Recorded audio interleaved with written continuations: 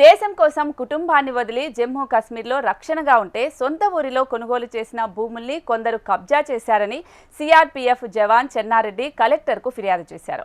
శ్రీ సత్యసాయి జిల్లా కనగానపల్లిలో భూ వివాదంపై ప్రజా సమస్యల పరిష్కార వేదికలో కలెక్టర్ను కలిసి తన గోడు వెళ్లబూసుకున్నారు. అయితే ధర్మవరం మండలం బడ్డనపల్లికి చెందిన చెన్నారెడ్డి కనగానపల్లె మండలం దాదులూరు గ్రామంలో 5 ఎకరాల భూమిని కొనుగోలు చేశాడు.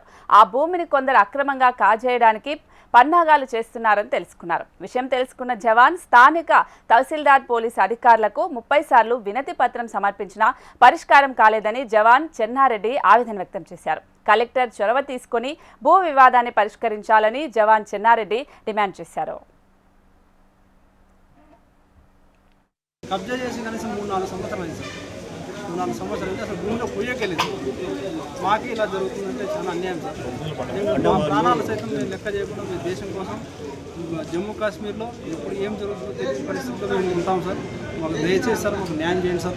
మీ ద్వారా అయినా మాకు న్యాయం జరగాలని మంత్రి నాగ లోకేష్ గారిని విజ్ఞప్తి చేస్తున్నాం సార్. కొర్లపల్లి గ్రామస్తులైన గోపాల్ రెడ్డి, జనార్దన్ రెడ్డి, సుబ్బిరెడ్డి అనేవారు భూమిలోకి పోయినప్పుడు నన్ను చంపుతామని బెదిరిస్తాను.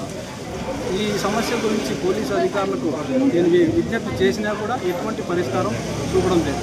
కనీసం అంటే ఒక 30 సార్లు అర్జీ ఇచ్చింది.